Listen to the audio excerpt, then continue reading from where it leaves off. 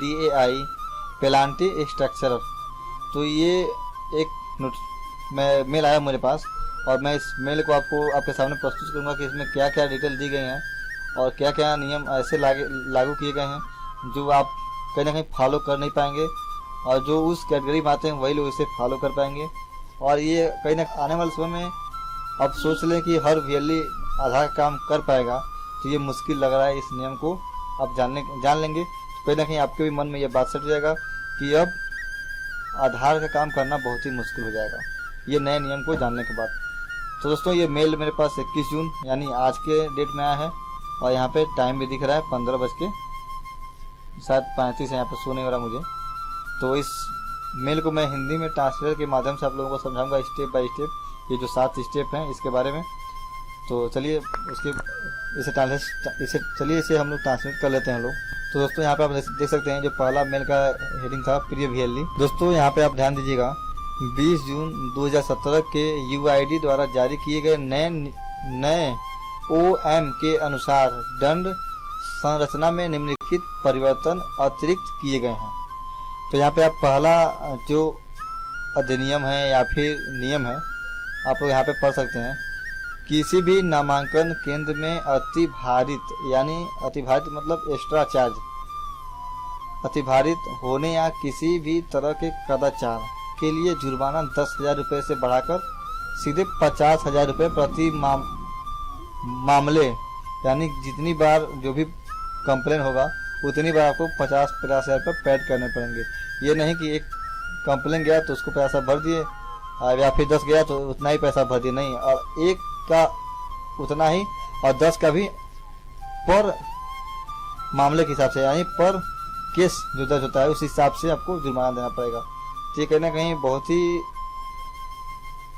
Strict नियम है। और यहाँ पे दोस्तों ध्यान दीजिए जो दूसरा नियम है, ऑपरेटर बायोमेट्रिक कैप्चर को बाईपास करने के विभिन्न मामलों के कारण UIDAI ने ऑपरेटर बायोमेट्रिक के बाईपास करने वाले या पाए जाने वाले को 1 लाख प्रति नामांकन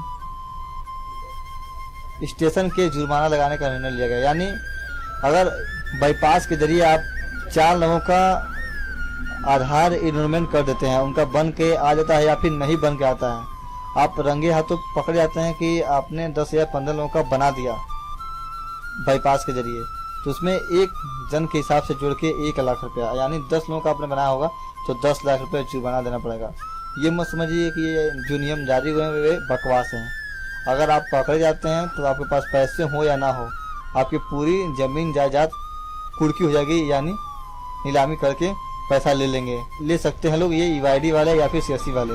तो आप लोग इससे बच के रहिए, ये बहुत ही खतरनाक नियम लग रहा है मुझे। और कहीं ना कहीं इसके बारे में मैं कई सारे वीडियो में इसके लिए मैं बता दिया हूँ कि आप बाईपास और क्लिक के चक्कर में ना पड़े, और जो भी बंदा आपसे बोलता है करने के लिए तो उसका कंप्लेन आप डायरेक्टली UID से या फिर अपने CSC के बड़े अधिकारियों से कर सकते हैं।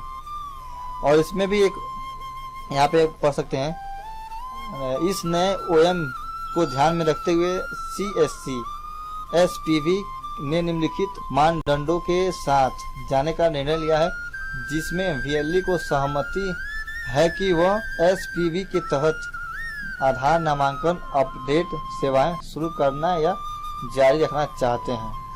यानी अगर आपको इस मानदंडों से कुछ भी नाराजगी है या फिर नहीं पसंद है तो आप काम कर सकते हैं या फिर नहीं कर सकते हैं, आपके ऊपर डिपेंड करता है।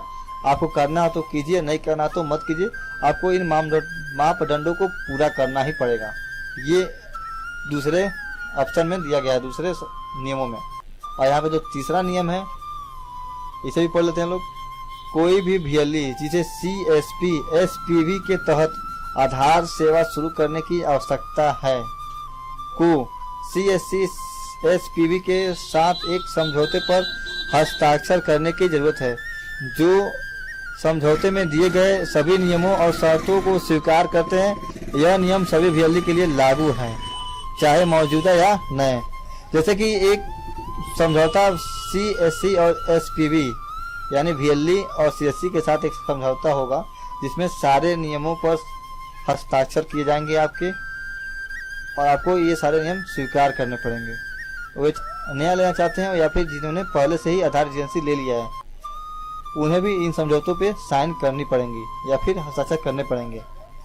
दोस्तों यहाँ पे जो चौथा नियम है, वीएलई को समझौते पर हस्ताक्षर करने के समय राष्ट्रीयकृत बैंक से 1 लाख रुपए की बैंक गारंटी यानी सिक्योरिटी मनी के तौर पे जमा करने पड़ेंगे।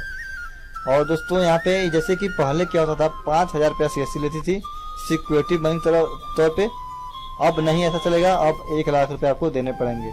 तो ये तो सबसे बड़ा समस्या हो गया जो नए हैं उनके लिए भी और जो पुराने काम कर रहे हैं उनके लिए भी। और ये सेवाएं यूआईडी के द्वारा 1 जुलाई 2017 को निष्क्रिय कर दिया जाएगा अगर जो ऐसा काम नहीं करते हैं। जो इन नियमों का पालन नहीं करेंगे उनका 1 जुलाई के बाद बंद हो सकता है। और यहाँ पे आप ध्यान दीजिए 5वां नियम, किसी भी वीएलई ने यूआईडीएआई के पिछले जुर्माने के खिलाफ, यानी अगर कोई वीएलई 5,000 रुपये का जुर्माना के तौर पे जो सिक्योरिटी मनी जमा किया है, वे पैसा वापस कर दिया जाएगा उसके अकाउंट में या फिर जिसके माध्यम से जमा होगा उस माध्यम से पैसा मिल जाएगा। क्योंकि आपको अब 1 लाख रुपए देने हैं तो 5,000 रुपये तो आपको वापस हो ही जाएंगे। और यहाँ पे जो 6 नियम है, 6वां नियम है, उसमें क्या दिया गया है जानकारी, एक वीएलई को केवल अपने सीएससी आईडी से, यानी एक वीएलई को अपने आईडी पे 3 तरह की मशीनें चला सकता है, आधार किट, टैबलेट और यूसीएल, उसके अलावा और भी कोई नहीं चला सकता है। और यहाँ पे 7वां देखिए, यदि किसी भी वीएलई के खिलाफ कदाचार उल्लंघन या बायोमेट्रिक बाईपास की कोई भी शिकायत दर्ज की जाती है तो उसकी बैंक गारंटी बर्खास्त हो जाएगी और उसका समझौता सीएससी एसपीवी के साथ समाप्त हो जाएगा।